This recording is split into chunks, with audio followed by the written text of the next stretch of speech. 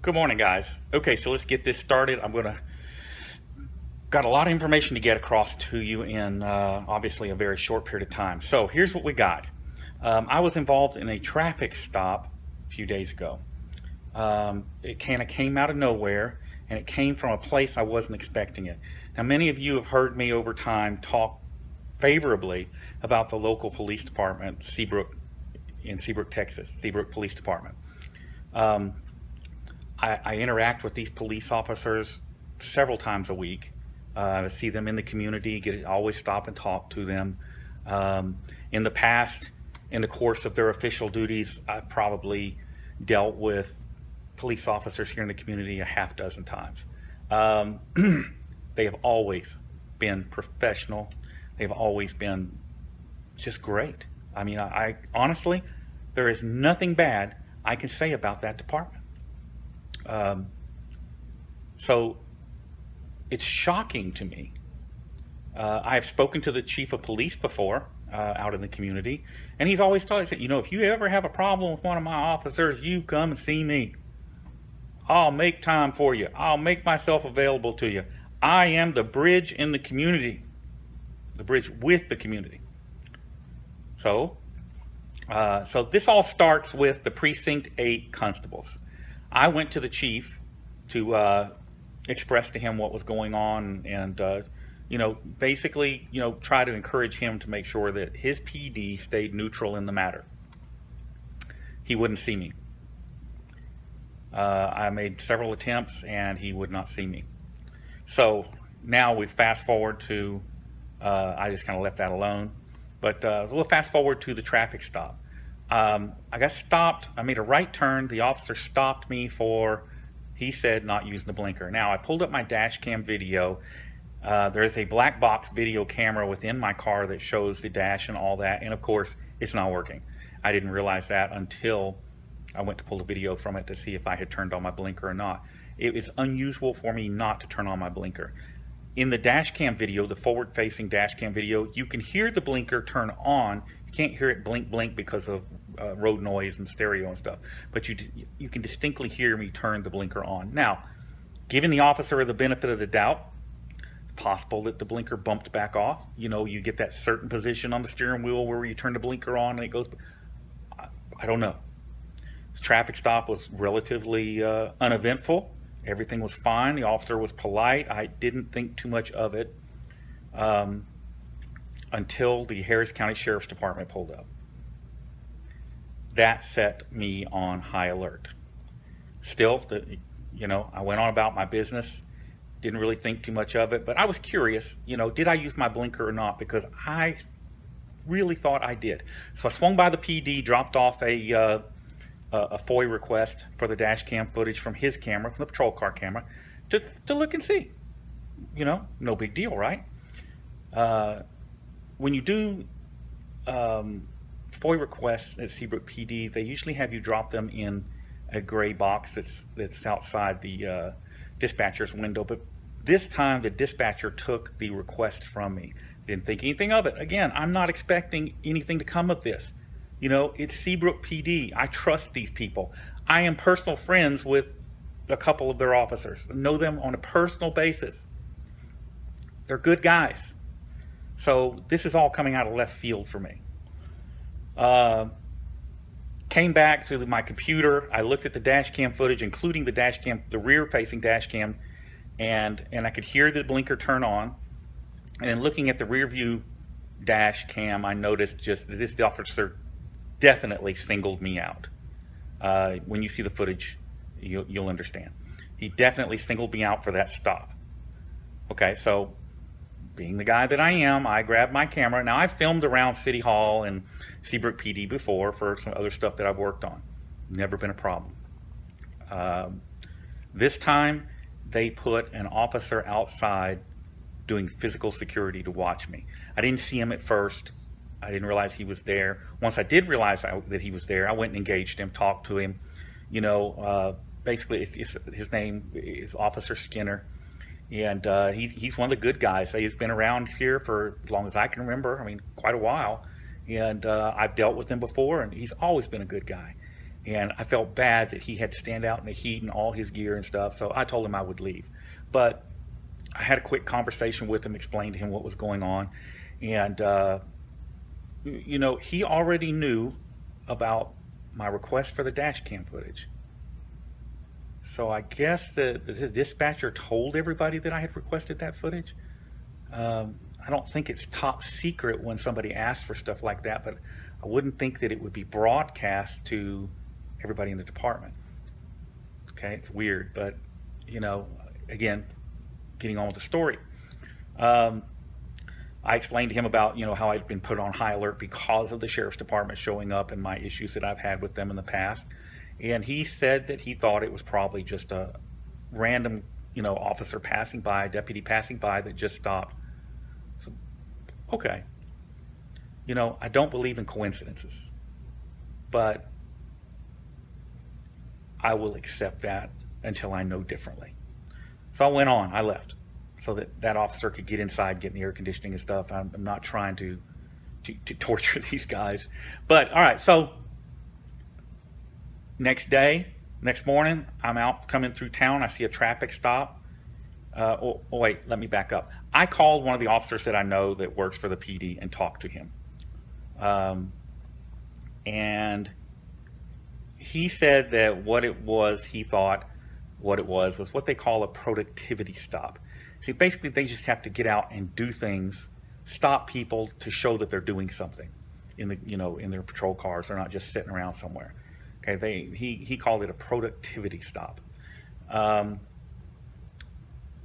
he gave me some other information that I'll get into later. But so next morning, I'm coming through Seabrook. I see a traffic stop. I pull over to observe the traffic stop. I am over 100 feet away from the traffic stop. I do not get out of my car. Front of my car is facing them. They can see my license plate. I'm not making a secret of who I am, or, you know, there's no point in it. They know me. Not making any secret about what I'm doing. It's obvious what I'm doing. I got a camera in my hand. I'm sitting in my car, you know, blah, blah, blah. It's easy to tell what I'm doing. The officer leaves his traffic stop after 10 minutes and comes and confronts me with a drawn firearm. He pulled his pistol, which immediately just set me into a panic mode because it was completely out of left field. I was shocked. I mean, shocked by this. This is not the Seabrook Police Department I know. Efforts to make complaints have fallen on deaf ears. I took internal affairs. I went and got some IED complaint forms, and I went to turn them in, and basically they just gave me the runaround on turning them in, I thought. I did some more FOIA requests for other information. Those got put in the box this time, not handed to a dispatcher. The whole thing has been weird. The officer that pulled the gun on me kept saying he didn't know me, but he's calling me by name. You'll see this in the video. Turns out he's the officer that stopped me the day before. Okay, now the day before he wrote me a warning ticket. This wasn't a big deal. Now all of a sudden I'm getting guns drawn on me. So one of the other items of information that I got from the police officer that I spoke to, that I know personally, that I called, was that a memo has been generated and passed around to City Hall, all city workers, blah, blah, blah, blah, blah, saying that I am a danger to them, etc., so forth. Basically, they have created a hostile environment for me, a dangerous environment for me. More information about this officer, as it turns out, he's all buddy-buddy with, can you guess? Precinct 8 Constables. Imagine that. This officer is a hazard to the community. He's a hazard to other officers, and he is definitely a danger to me. His behavior is unacceptable. And so now you're going to see the video, and all the contact information that you need is posted. And I'm going to do something here that I've never done before.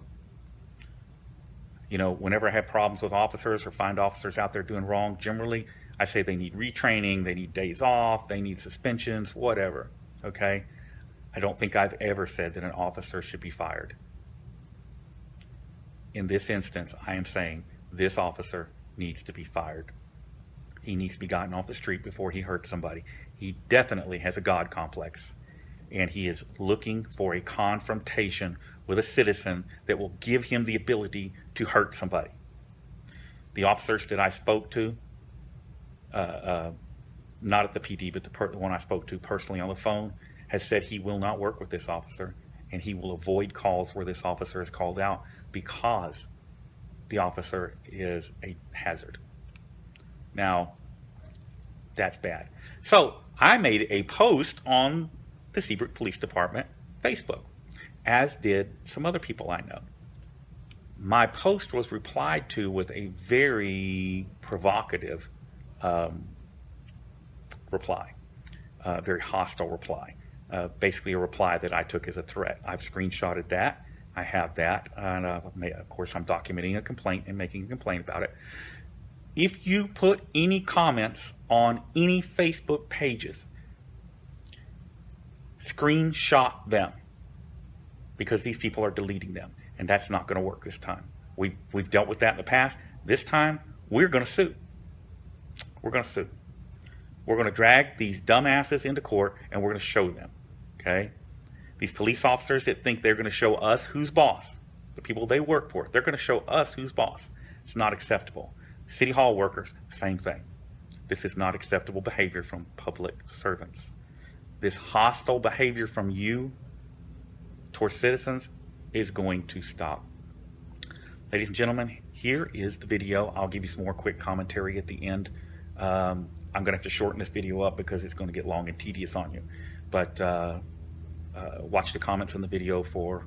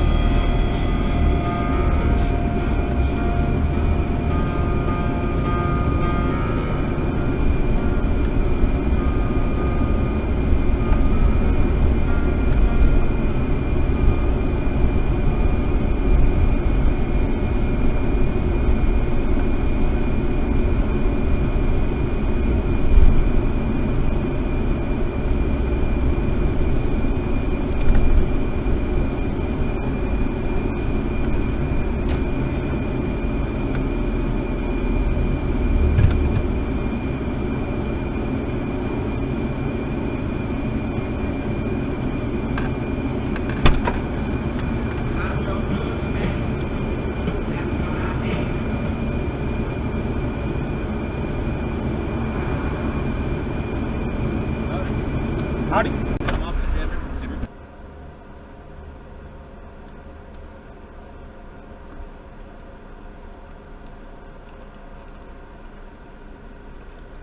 Mr. Warden, this is a warning for failing to signal that right turn this way back there, okay? You'll not stop before. This is going to be your driver's license right here. If you look right here, here's the warning as I've explained it to you. As you see the sign here to acknowledge you're receiving a warning. It's not a ticket, there's no other action required. It just documents for your sake and mine why I've stopped you today, okay?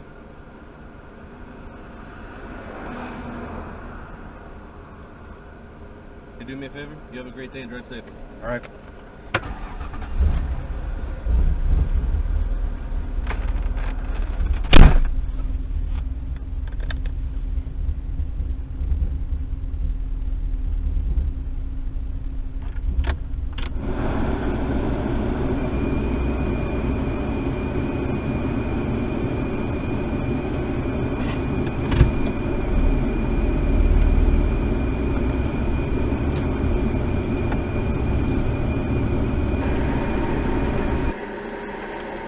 Mr. Warden, this is a warning for failing to signal that right turn that you made back there, okay?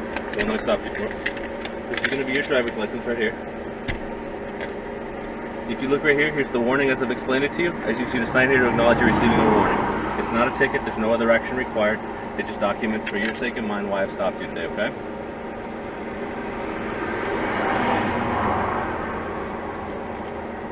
Hey, do me a favor? You have a great day and drive safely. Alright.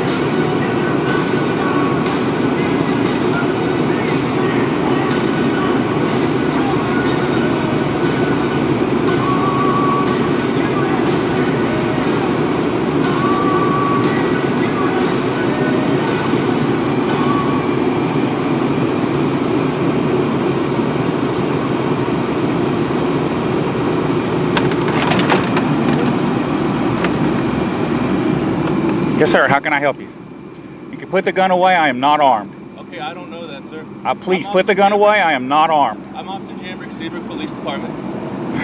Is there a reason why you're stopping on my scene right now, sir? Yes, sir, there is. Okay. What's the reason, sir? I'm not going to answer any questions. Okay. You're the gentleman I stopped yesterday, right? Earl Warden? Oh, yes, I am. I'm sorry. I didn't recognize you. I'm not armed. I'm not armed, dude. I don't know that, and I don't know you from the next person, sir. You do know who I am, and you know that I do not go armed. I know that I stopped you yesterday. Okay. Hey, listen. Look. Mr. Earl Seatbelt off. Seatbelt off. Mr. Earl Warden, do you have any weapons on you right now? I do not have any weapons, and that has nothing to do with Since nothing. since you're here videotaping, would you mind stepping out just so I can patch it out for you? I'll be glad to do that, but put the weapon away. I don't know you. You do know me. Okay, thank you. All right, I'm going to step out. You can set your camera down. I'm going to turn the camera up. Put the camera right here on the roof. Absolutely. There you go. Can you put your hands in the car for me? I'm just going to patch it out for your safety and mine. Go ahead and kick your feet back a little bit. Spread your legs just a little more for me. All right, don't move, okay? I'm not moving, dude. I'm not armed. Well, I don't know that. You do know that. Well, I don't. You do know that. You guys know who I am. You know I do not go armed. All right, thank you, sir. Hey, you're more than welcome to stay here and remain filming. All I'm doing is filming the traffic stop. That's it. Okay. That's it. I didn't even realize it was you. It was just... So this is what happens when you let an agency like Precinct 8, you know, with its corruption and lack of accountability. This is what happens when you allow an agency like that to commingle with a good police department and good officers. You know, that the bad apples infect the good apples. And this is why, you know, the old adage of, oh, it's just a few bad apples. Okay, you don't leave a few bad apples in the barrel. Okay, because they ruin the rest of the barrel. You got a bad apple, you pull it out, you throw it away, you get rid of it. You don't give it early retirement. You don't move it to a desk job. You don't just tolerate it and protect it and cover up for it. You get rid of it. And that's what has to be done. Find the bad apples, identify the bad apples, and get rid of them. The city of Seabrook is short, I think, 7 police officers. It's because of the bad apples that the good apples won't come. You know, how hard is this to figure out?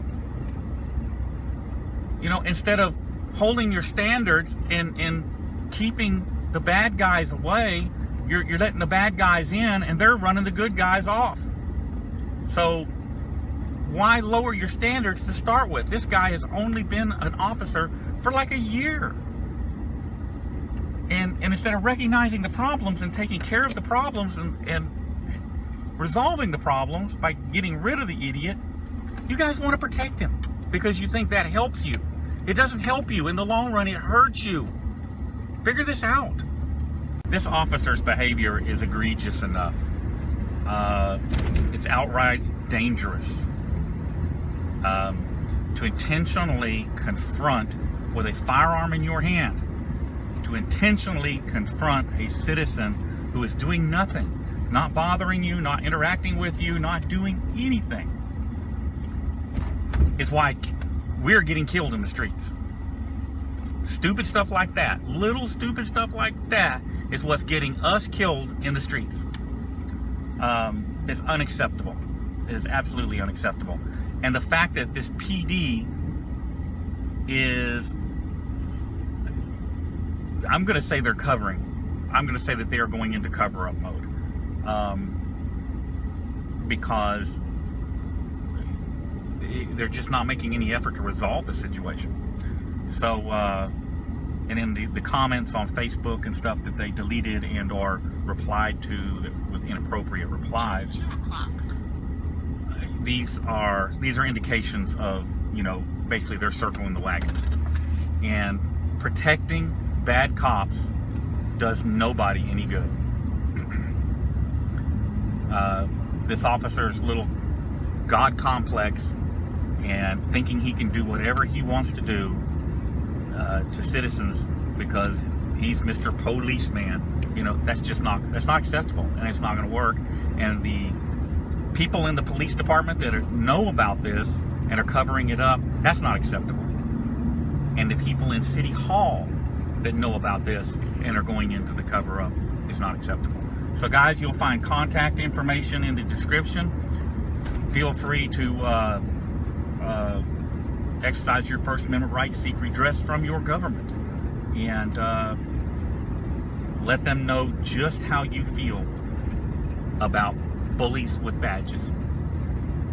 See you guys soon.